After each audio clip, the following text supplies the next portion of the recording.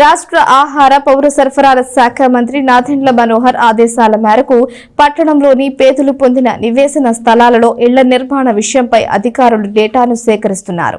దీనిలో భాగంగా 9వ వార్డులోని సచివాలయంలో లబ్ధిదారుల నుంచి వివరాలను సేకరించారు. తెనాలి పట్టణంలోని 5 లేఅవుట్లలో పేదలకు ఇచ్చిన నివేశన స్థలాలను పరిశీలించిన రాష్ట్ర ఆహార పౌర సరఫరాల శాఖ మంత్రి నాదెండ్ల మనోహర్ ఇళ్ల నిర్మాణాలపై అధికారులకు ఇచ్చిన ఆదేశాల మేరకు హౌసింగ్, మున్సిపల్ అధికారులు వార్డు వైజ్ ఆయా వార్డులోని సచివాలయంలో డేటాను సేకరిస్తున్నారు. దీనిలో భాగంగా 9వ వార్డు 10వ సచివాలయంలో మున్సిపల్ కమిషనర్ బండి శేషన్న, హౌసింగ్ అధికారులు లబ్ధిదారులతో మాట్లాడారు. ఎవరు ఇళ్లు కట్టుకున్నారు, ఎవరు కట్టుకోలేకపోయారు, కారణాలు ఏంటి, సంబంధిత వివరాలన్నీ సేకరించారు.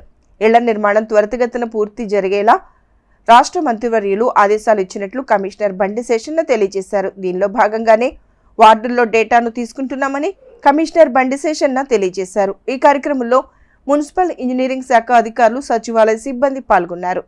ఇప్పుడు మేమందరం కూడా హౌసింగ్ డిపార్ట్మెంట్ వాళ్ళకు సపోర్ట్గా బెనిఫిషియరీస్ని ఒకసారి పిలిపించి సెక్రటరీ వైజ్గా, వార్డు వైజ్గా పిలిపించి ఆయా వార్డు మెంబర్ల యొక్క సమక్షంలోనే ఇల్లు ఎవరు కట్టుకుంటున్నారు, ఎవరు కట్టుకోలేకపోతున్నారు ఆ సంగతి గురించి వాళ్ళతోనే సంప్రదించి కట్టుకునే వాళ్ళైతే ఇంకా ముందుకు ఎలా పట్టుకెళ్ళాలనేసి ఆ కార్యక్రమం, కట్టుకోలేని వాళ్ళకి ఉంటే ఇంకా వాళ్ళ సంగతి ఏం చేయాలన్నటువంటి సమాచారం సేకరిస్తున్నాం.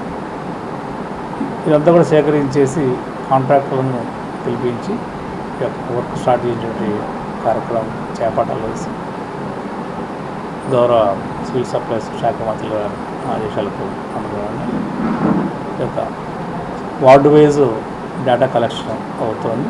అందులో భాగంగా ఈరోజు 9th వార్డుకు రావటం అయింది. ఈ వార్డులో కూడా బెనిఫిషియరీస్ని సంప్రదించాం.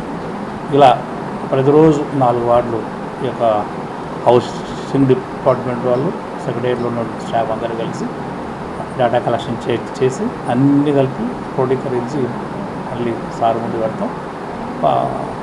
సో వారు ఇచ్చేటువంటి ఆదేశాలకు అనుగుణంగా మళ్ళీ వర్క్